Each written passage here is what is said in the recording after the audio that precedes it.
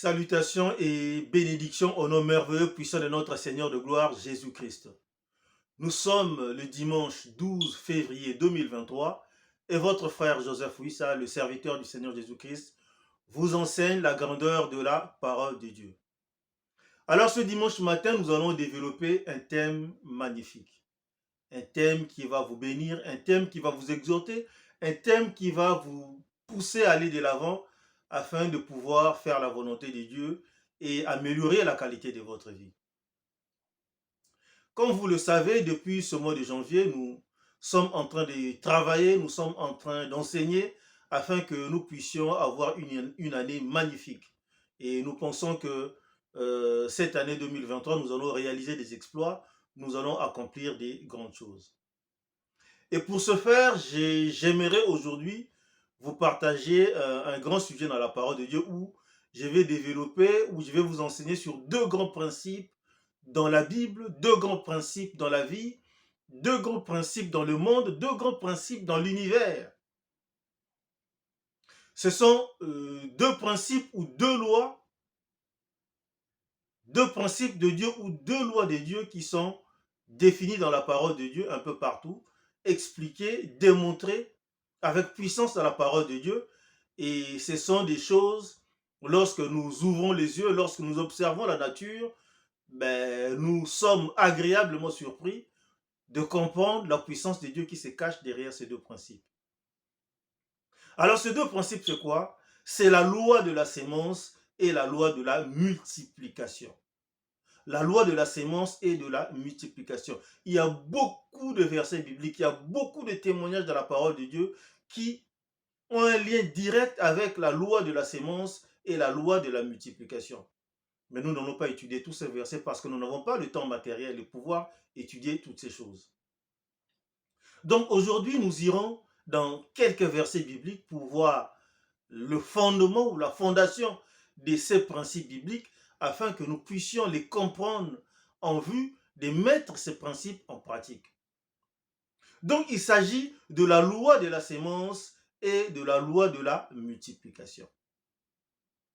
Et Dieu nous donne un commandement de pouvoir les pratiquer dans notre vie. Voilà pourquoi, depuis le livre de Genèse, dès que Dieu avait créé l'homme, il lui a donné ce commandement. Allons dans le livre de Genèse, chapitre 1. Lisons le livre de Genèse, le tout premier livre de la Bible, le livre de la fondation, le livre de Genèse, au chapitre 1, et nous allons lire à partir du verset 27. Ah, la page ne veut pas sortir. Voilà. Genèse chapitre 1, verset 27. Je lis. Dieu créa l'homme à son image. Il le créa à l'image de Dieu. Il créa l'homme et la femme. J'aime beaucoup expliquer ce verset biblique. Parce que si vous ne comprenez pas ce verset biblique, c'est vraiment difficile que vous compreniez la Bible. Parce que lorsque Dieu avait créé l'homme en Genèse chapitre 1 verset 27, son corps n'était pas encore fabriqué. L'homme est esprit, corps et âme. L'homme est tripartite. Alors au départ, avant de fabriquer le corps humain, Dieu avait d'abord créé un être angélique. L'homme était avant tout un esprit. L'esprit de l'homme a vécu avant d'être doté d'un corps physique. Si vous comprenez qui était le premier Adam, vous comprendrez ce qui s'est passé dans le livre de Genèse et vous comprendrez le second Adam, le Seigneur Jésus-Christ. Et vous comprendrez aussi les enseignements du Seigneur Jésus-Christ lorsqu'il nous dit que lorsque nous serons dans les cieux, nous serons des êtres spirituels, nous serons comme des anges, nous n'aurons pas besoin de femmes, nous n'aurons pas besoin de mari, etc., etc. L'homme, à la base, c'est un esprit. Sauf que, au lieu de créer un esprit comme il a créé des anges, il a voulu doter cet esprit d'un corps physique. Donc, c'était une révolution. Un être qui était en même temps esprit et en même temps animal. C'était l'homme, le roi de la terre. Verset 27. Dieu créa l'homme à son image. Il le créa à l'image de Dieu. Il créa l'homme et la femme. L'homme et la femme avaient été créés simultanément. C'est le corps physique de la femme qui avait été tiré du corps de l'homme. Voilà pourquoi, lorsque l'homme a observé tous les animaux, il a vu qu'il n'y avait pas Ève. Et Dieu lui a fait l'anesthésie, il l'a endormi, il a tiré une tranche de corde pour fabriquer le corps de la femme. Mais la femme existait déjà en tant qu'esprit. C'est juste une parenthèse, hein. On n'est pas dans le sujet. Le sujet est dans le verset 28.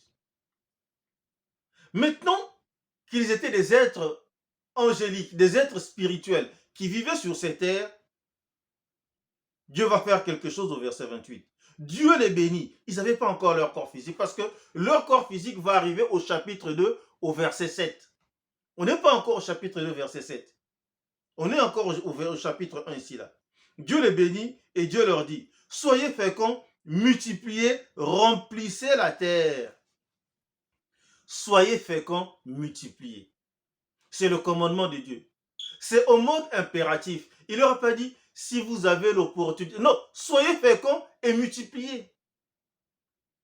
Et ce principe de fécondité a un lien direct avec la loi de la sémence. La sémence est féconde. Soyez féconds et multipliez. Soyez féconds et multipliez. Dans tout ce que nous pouvons faire, soyez féconds et multipliez. Beaucoup de gens vont dire que ce n'est lié au fait qu'il y avait la sémence dans l'homme et donc il devait connaître sa femme pour remplir la terre. Non! Si l'homme remplissait la terre avec les êtres humains, ils allaient manger quoi? Ils allaient dormir où? Donc, la fécondité, c'est la fécondité aussi de la pensée, la fécondité de l'intelligence, la fécondité du corps physique, la fécondité du génie, la fécondité de tout. Même dans l'église. Soyez féconds et multipliez. C'est-à-dire que moi, je suis né de nouveau de l'Esprit de Dieu. On m'a aidé, on m'a enseigné la parole. Mais qu'est-ce que j'ai fait? Est-ce que je fais l'œuvre d'un évangéliste pour gagner d'autres personnes? Voilà pourquoi nous devons travailler pour gagner d'autres personnes dans la parole. Soyez féconds et multipliez. Ça ne veut pas dire simplement de reproduire la race humaine, de reproduire l'être humain. Puisque si vous reproduisez l'être humain, cet être humain doit manger, cet être humain doit s'habiller, cet être humain doit s'éduquer, cet être humain doit dormir quelque part. Il doit se déplacer. Donc la fécondité est aussi dans le cerveau. Soyez féconds et multipliez. Dieu les bénit et Dieu leur dit, soyez féconds, multipliez, remplissez la terre et l'assujettissez. Assujettissez la terre. L'homme a assujetti la terre. Malgré que nous avions chuté, malgré que nous ne sommes plus les rois de la terre et que Satan est devenu le roi de la terre, il nous a volé la royauté. Il a volé la royauté à Adam. Et donc, Satan opère plus de choses sur la terre, mais nous avons maîtrisé la terre. Nous sommes les maîtres de la terre. Lorsque nous faisons l'agriculture, on voit qu'il n'y a pas d'eau, on fait l'irrigation. Lorsqu'on veut se déplacer un peu plus vite, on fabrique des bateaux, des avions, des véhicules. Nous avons assujetti la terre, en tout cas à notre niveau.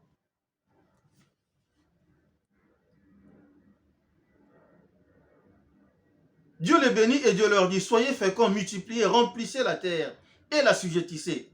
Et dominez sur les poissons de la mer, sur les oiseaux du ciel et tout animal qui se meut sur la terre. Dominez sur tout. Sur tous les animaux, sur tous les poissons, sur les arbres, dominez sur tout. Et j'attire votre attention. Satan et les esprits diaboliques étaient sur cette terre et l'homme les voyait parce que l'homme était un être angélique, il les voyait.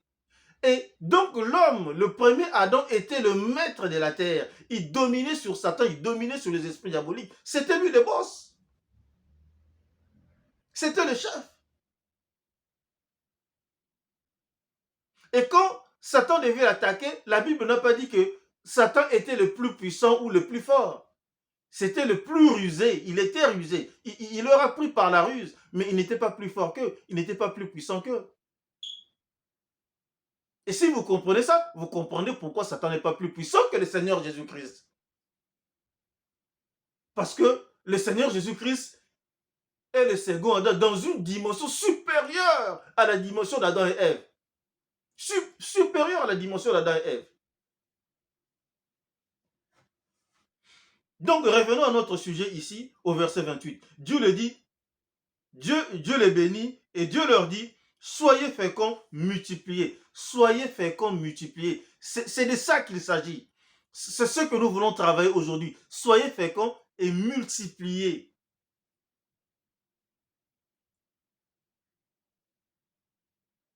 Ça veut dire qu'à un certain moment, vous devez s'aimer. C'est la loi de la sémence. Et vous devez multiplier les choses. Ah, je n'ai rien à s'aimer. Si vous avez quelque chose, le Seigneur Jésus-Christ a nourri une multitude avec 5 bouts de pain et 5 poissons. Une femme s'est enrichie juste avec l'huile de l'olive. Il y avait une petite quantité d'huile d'olive et le miracle s'est produit. Cette huile a été multipliée. Soyez féconds et multipliez. Nous verrons plus tard dans cet enseignement que Dieu nous donnera la sémence. Qu'allons-nous faire de cette sémence? Nous allons manger toute la sémence? C'est notre responsabilité. Mais Dieu va faire sa part. Il nous donnera la sémence. Et c'est de notre responsabilité de s'aimer. Soyez féconds et multipliez. Et c'est de notre responsabilité d'accroître les talents que Dieu nous a donnés, les bénédictions que Dieu nous a données. Soyez féconds et multipliez.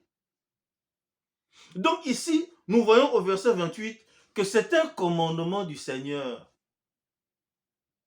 Soyez féconds et multipliez. Et c'était tellement important que lorsqu'il y a eu déluge, tout ce que nous appelons le déluge de Noé, il ne restait plus que 8 personnes sur la terre parce qu'il y avait extinction de toute la race humaine et de tous les animaux. Et Dieu s'est choisi certains animaux qui étaient dans l'arche de Noé. Et lorsqu'ils sont sortis, Dieu va répéter la même bénédiction. Allons à Genèse chapitre 9, verset 1. Genèse chapitre 9, verset 1. Je vais lire avec vous. Genèse chapitre 9, verset 1. Dieu bénit Noé et ses fils. Il y avait Noé, sa femme, ses 3 fils et leurs femmes. Il y avait donc 8 personnes. Dieu bénit Noé et ses fils et leur dit, soyez féconds, multipliez et remplissez la terre. Mais le même commandement continue. Aujourd'hui, il y a certaines personnes, des écologistes ou certaines sciences occultes qui ne veulent pas que la terre soit remplie. Ils disent, ah, nous sommes déjà 7 milliards, presque 8 milliards, et donc c'est trop, et il faut diminuer la population mondiale. Mais vous êtes malade. Promenez-vous en Afrique, vous allez voir des terres arables qui ne sont même pas encore plantées. Ce ne sont pas les semences qui manquent. Donc, nous pouvons être à 150 milliards sur cette terre ici, là, nous allons manger et vivre. Soyez féconds et multipliez. Nous allons assujettir la terre. Assujettir la terre et faire produire à la terre ce qu'elle doit produire afin que l'homme puisse vivre correctement. La terre n'est pas encore remplie. Si le Seigneur Jésus-Christ ne revient pas aujourd'hui, ça va continuer à se remplir. 500 millions de personnes sur Terre, c'est quoi ça? 8 milliards, c'est rien du tout. 8 milliards sur la Terre, c'est rien du tout. Donc, ils ont obéi à ces choses. Et qu'est-ce que Noé avait fait? Lorsqu'ils ont eu ce commandement, Noé est allé faire l'agriculture. Il vous souviendra qu'il avait produit du vin. Ça veut dire qu'il avait cultivé des vignes. Ça veut dire qu'avec ses enfants, ils ont fait l'agriculture, ils ont fait l'élevage, ils ont fait beaucoup de choses. C'est ça le sens de ce commandement. Soyez féconds et multipliez. Soyez féconds et multipliez. Soyez féconds et multipliez. Maintenant, pour voir un peu plus clair, nous irons dans le livre de Marc. Matthieu, Marc, Luc, Jean. Mais nous irons dans le livre de Matthieu, au chapitre 4, où le Seigneur Jésus-Christ va essayer d'expliquer la réalité du royaume de Dieu par rapport à certains principes de la vie. La réalité du royaume de Dieu par rapport à certains principes de la vie. Donc, comme je vous disais tout à l'heure, qu'il y a plusieurs versets bibliques, il y a plusieurs témoignages, il y a plusieurs passages dans la Bible qui parlent de la loi de la sémence et de la loi de la multiplication. Nous n'avons pas le temps matériel de lire toutes ces choses, mais nous irons dans le livre de Marc, chapitre 4. Marc, chapitre 4, nous allons commencer au verset 26. Du verset 26 au verset 29, le Seigneur Jésus-Christ explique la loi de la sémence. Dans le même chapitre, du verset 30 au verset 32, il explique la loi de la multiplication. Et c'est ce que nous devons connaître et pratiquer dans notre vie. Marc chapitre 4, verset 26. Il dit encore, il donne encore une autre parabole. Donc il était en train d'expliquer le royaume de Dieu. Et lorsqu'il expliquait, avant d'aller un peu plus loin, vous devez savoir que le royaume de Dieu n'a ni commencement ni fin. Dieu règne, Dieu est roi depuis avant la fondation du monde. Et dans son royaume, c'est-à-dire dans le monde spirituel, dans le monde invisible, dans le monde matériel, dans le monde visible, dans le monde physique, dans le monde biologique, dans le monde... Je sais pas, dans tous les domaines que vous voulez, il y a des principes. Il y a de la chimie spirituelle, il y a des mathématiques spirituelles, il y a des choses que Dieu a mis en place. Et le Seigneur Jésus-Christ ne peut pas les expliquer aux hommes qui ne sont qu'humains. Mais lui, il a vécu dans les cieux. Il était déjà esprit avant. Donc, il connaît toutes ces choses.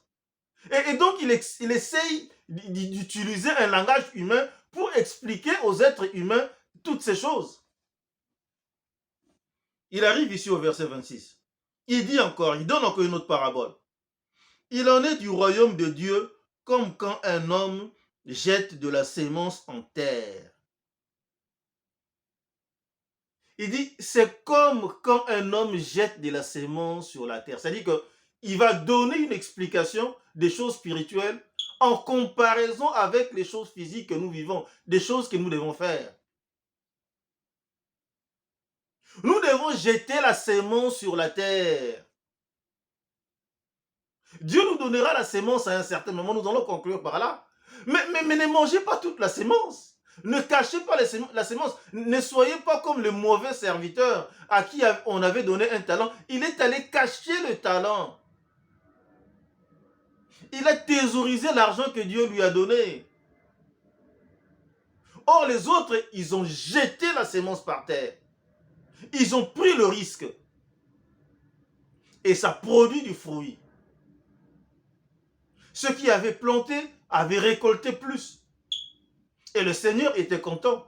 Mais ceux qui n'avaient pas jeté la sémence par terre, le Seigneur n'était pas content. Nous n'avons pas le temps, mais lisez cette parabole. Il en est du royaume de Dieu comme quand un homme jette la sémence en terre. Vous sémez le maïs, vous sémez le riz, vous sémez le haricot. Verset 27. C'est-à-dire qu'ici au verset 26, ça c'est la part de l'homme. Lorsque Dieu vous donnera la sémence, sémez. Maintenant, derrière cette sémence, il y a l'œuvre de Dieu. Il y a des choses que les scientifiques ne pourront jamais comprendre. Verset 27. Qu'il dorme ou qu'il veille, nuit et jour, la sémence germe. Comment ça se fait? Ça, c'est le mystère de Dieu. Les scientifiques, ils peuvent observer que si vous semez, vous arrosez, au bout de 2 jours, ça va germer, au bout de 3, 4, 5 jours, ça va faire ceci, au bout d'une semaine, au bout d'un mois, au bout de... Ils peuvent observer. Ils peuvent dire que non, on avait coupé les trucs, on a vu qu'à l'intérieur c'était jaune, il y avait un liquide, après il est devenu... Ils peuvent... La vraie science, c'est une science d'observation. Ça, c'est la science humaine. Vous observez et vous analysez. Ça, c'est la science humaine. Mais là, nous sommes dans la science divine. Dieu a créé ça comme ça. Dieu a béni ça comme ça et ça se produit comme ça. Et ça dépasse l'entendement humain. Que vous dormiez, que vous veillez, ça va le faire. Ce n'est pas votre responsabilité. Dieu avait déjà fait ses mathématiques, Dieu avait déjà fait sa science, et voilà. Le grain est doté d'un pouvoir pour pouvoir germer une fois dans la terre. Donc, s'il vous plaît, s'aimer. S'aimer. Ça veut dire quoi être s'aimer? Lorsque vous êtes jeune, faites des études. Lorsque vous êtes travailleur, tout ça, essayez d'avoir du business, essayez de faire certaines choses pour pouvoir avancer, pour améliorer les choses, pour multiplier votre richesse. C'est un devoir, c'est un commandement. Ne restez pas oisif où vous vivez dans un village en Afrique et vous ne cultivez pas la terre. Mais ce n'est pas normal. Vous n'obéissez pas au commandement de Dieu. Soyez féconds et multipliez. Qu'il dorme ou qu'il veille, ça c'est la part de Dieu maintenant. Que vous dormiez, que vous veillez, nuit et jour, la sémence germe et croît sans qu'il sache, sans que l'homme sache comment. Vous ne saurez jamais comment. C'est un mystère, ça dépasse l'entendement humain, vous ne comprendrez jamais. Verset 28. La terre produit d'elle-même d'abord l'herbe, vous allez voir seulement que ça va germer. Ensuite, ça va produire l'herbe, puis l'épi, puis le grain, tout formé dans l'épi. Ça veut dire quoi? Ça veut dire que, je prends un exemple, je sème un grain de maïs. Au bout d'un certain temps, ça va germer. Et quand ça va germer, ben, il y a de l'herbe qui va pousser. Après, je vais voir, les épis vont sortir. Et dans ces épis, les fruits, les grains vont sortir dans ces épis. Et lorsqu'on arrive au verset 29, et dès que le fruit est mûr, on sent que maintenant c'est bon, on peut consommer ce fruit, on y met la faucille. Car la moisson est là, la récolte est là, la moisson est là, c'est mûr, la moisson est là, et vous récoltez. Ça, c'est le principe ou la loi de la sémence. Et cette loi dit que il y a la responsabilité de Dieu et la responsabilité de l'homme. Mais ça commence par la responsabilité de l'homme qui doit jeter la sémence. Jetez. Faites confiance à Dieu, jetez. Jetez la sémence, s'il vous plaît. Ne gardez pas la sémence comme la personne qui avait gardé les talents. Jetez la sémence. Investissez. Dieu va vous donner la sémence. C'est comme si aujourd'hui, Dieu vous donne un sac de maïs. Et vous avez tellement faim, vous consommez tout le sac. Vous planifiez, bon, pendant, comment dirais-je, 52 semaines, dont je divise par 52, pendant toute cette année, bon, je vais manger un peu. Non! Consommez 60-70%, sémez les 30%. Dieu vous a donné la sémence. Jetez la sémence, faites confiance à Dieu. Jetez la sémence. C'est ça la croyance. Ah, mais les oiseaux pourront venir manger quelqu'un. On s'en fout, jetez la sémence. Ah, nous sommes dans une crise économique. Jetez la sémence. Ah, la dernière fois, ça n'avait pas marché. Jetez la sémence. S'aimer, mes amis. S'aimer. Jetez la sémence. Et vous n'allez pas comprendre, ça va produire au bon moment. Et vous allez récolter. Si vous semez un tiers ou la moitié d'un sac de maïs, l'année prochaine, vous n'aurez pas un sac de maïs. L'année prochaine, vous aurez peut-être 100 sacs de maïs. Donc vous dites, bon, je vais consommer 50 sacs de maïs. et je vais semer encore 50 sacs de maïs. L'année d'après, mais ça vous produira 1000 sacs de maïs. C'est comme ça que vous vous enrichissez. À partir de rien du tout. À partir de rien du tout. On commence déjà à parler de la multiplication. Mais ici, à partir du verset 30, le Seigneur Jésus-Christ va donner une autre parabole qui met en évidence la loi de la multiplication. Verset 30, il dit encore, à quoi comparerons-nous le royaume de Dieu? Ou par quelle parabole le représenterons-nous? Il dit, mais comment je peux encore mieux vous expliquer? Je vous expliquais la loi de la sémence. Maintenant, je vais vous expliquer autre chose. Mais quelque chose de très important, la loi de la multiplication. Comment par Adam et Ève ou par Noé seul avec ses enfants, on peut produire 8 milliards de personnes sur la terre aujourd'hui? C'est la loi de la multiplication. Soyez féconds et multipliez. Et la loi de la multiplication ne marche pas que sur la reproduction humaine ou animale, ou végétale aussi. Ça marche dans tous les domaines de la vie, dans l'intelligence, dans le business, dans beaucoup de choses. Et il va expliquer un principe fantastique et souvent chaque année j'aime enseigner sur un enseignement sur la croyance du grain de sénévé. J'aime enseigner sur cet enseignement. C'est vraiment important. Regardons ici au verset 30. Il dit encore, à quoi comparerons-nous le royaume de Dieu? Ou par quelle parabole le représenterons-nous? C'était son souci de communiquer sur la puissance de Dieu. Verset 31. Il est semblable à un grain de sénévé. Il est semblable à un grain de sénévé. Il va expliquer que lorsqu'on le sème en terre, lorsqu'on sème en terre le grain de sénévé, est la plus petite de toutes les semences qui sont sur la terre. Un grain de sénévé, ça a la taille d'un grain de moutarde. Donc c'est à peine visible, c'est vraiment petit. C'est minuscule. C'est comme les 5 bouts de poisson et 5 bouts de pain qui ont nourri une multitude. C'est ça le grain de sénévé. De l'infiniment petit à l'infiniment grand. Allons-y dans l'explication. Et la plus petite de toutes les semences qui sont sur la terre. Verset 32. Mais lorsqu'il a été sémé, il monte, devient plus grand que tous les légumes et pousse des grandes branches en sorte que les oiseaux du ciel peuvent habiter sous son ombre. Le grain de sénévé est plus petit que le grain d'autres semences, le maïs ou le piment.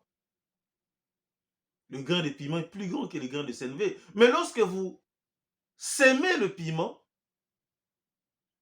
ben ça produit un légume. Une petite plante.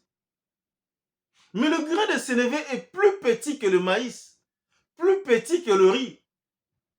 Mais lorsque le sème, ça produit un arbre suffisamment grand pour abriter les oiseaux du ciel. Et quand on parle des oiseaux du ciel, c'est le maître du ciel, c'est l'aigle.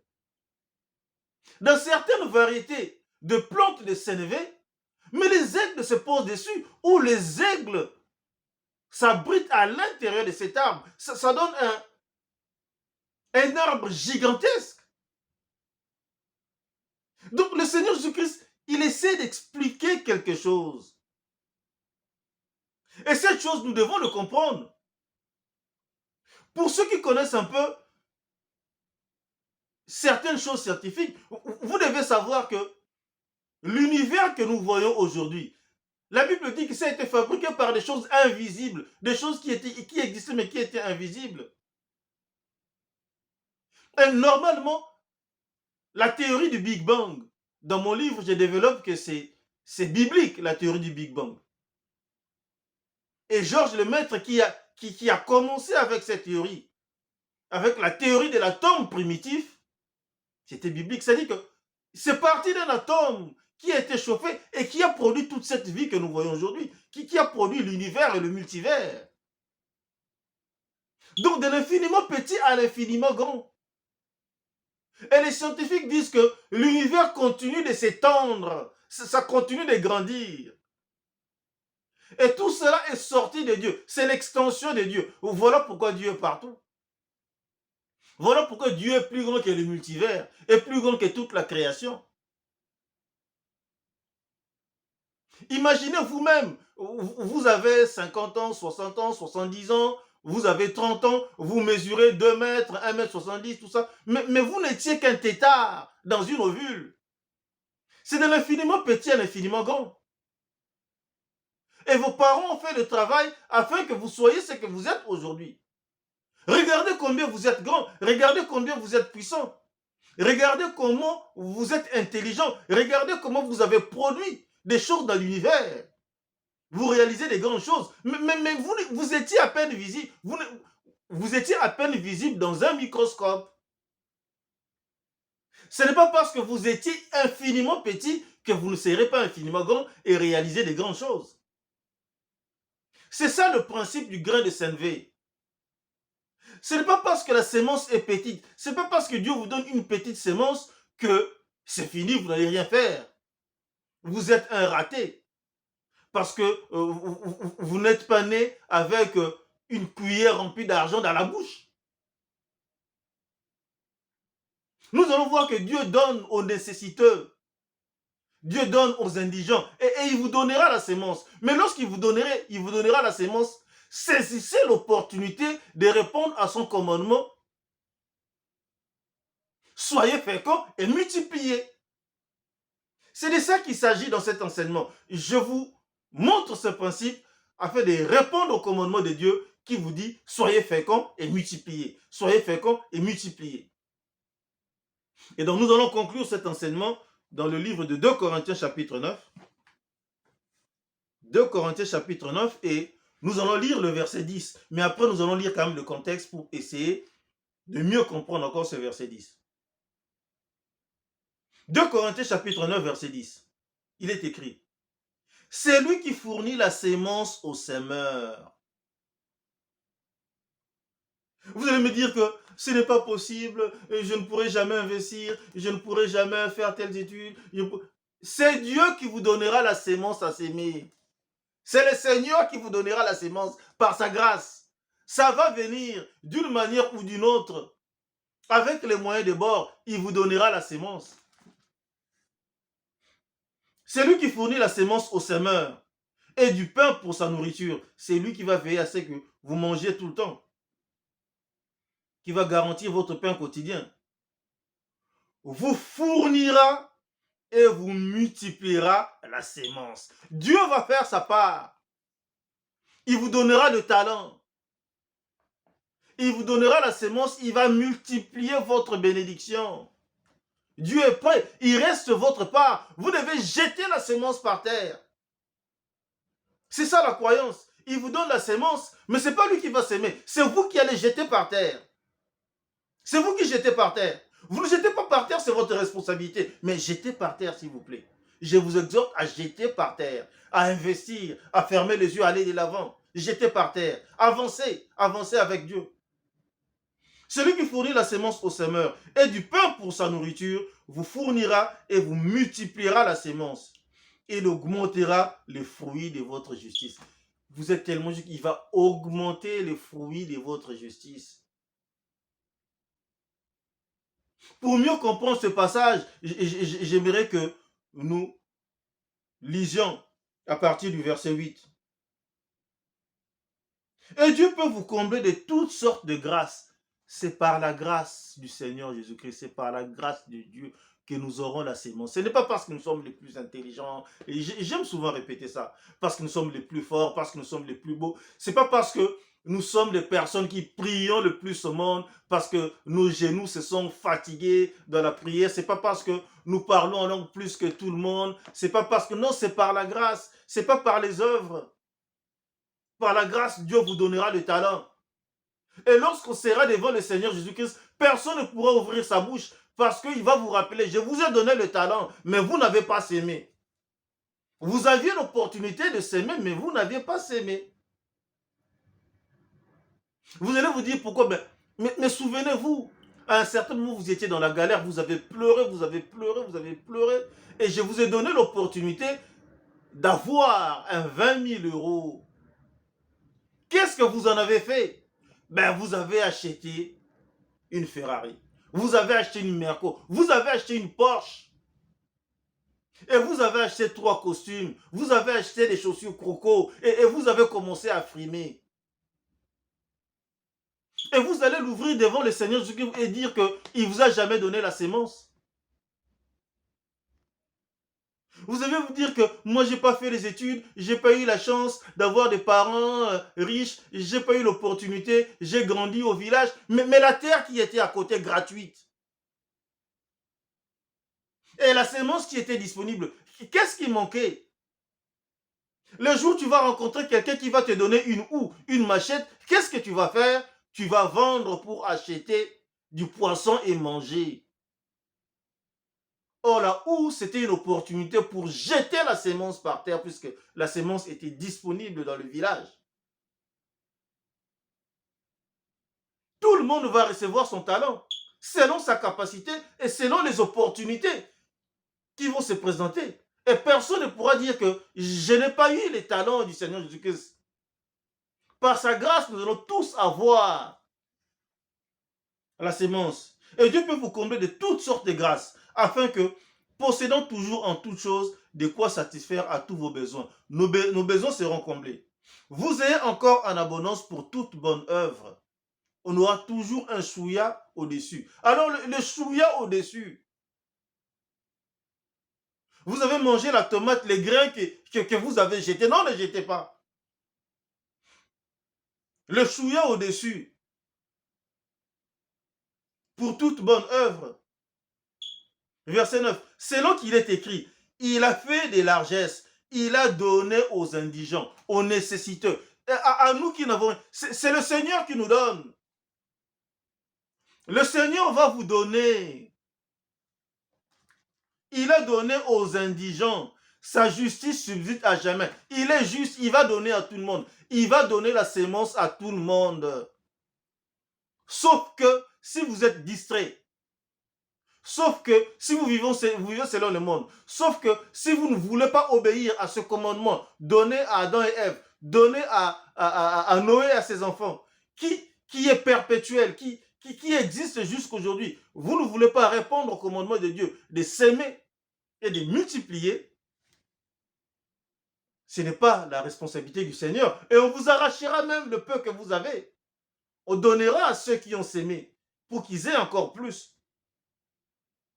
Celui qui fournit la sémence au semeur et du pain pour sa nourriture vous fournira et vous multipliera la sémence, il augmentera les fruits de votre justice. C'est lui qui fournit la sémence au semeur. On a vu au verset 9 qu'il a donné aux indigents. Et c'est lui qui fournit la sémence au semeur. Ne nous prenons pas la tête. Le Seigneur n'a jamais été en retard. Même si ça a pris 10, 15 ans et que la sémence ne vient toujours pas, ça viendra au moment opportun. Il connaît son timing. Il vous donnera la sémence au bon moment. Mais qu'allez-vous faire de cette sémence? Jetez la sémence par terre, s'il vous plaît. Jetez la sémence par terre.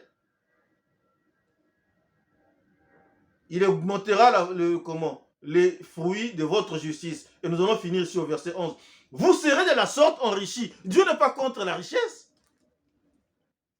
Vous serez de la sorte enrichis à tous égards, pour toute espèce de libéralité. C'est-à-dire que vous serez tellement riche, mais vous serez riche pour Dieu. Et vous allez donner dans l'église. Et c'est ce que nous voulons. L'église de Dieu ne peut pas être pauvre. Notre Dieu est riche.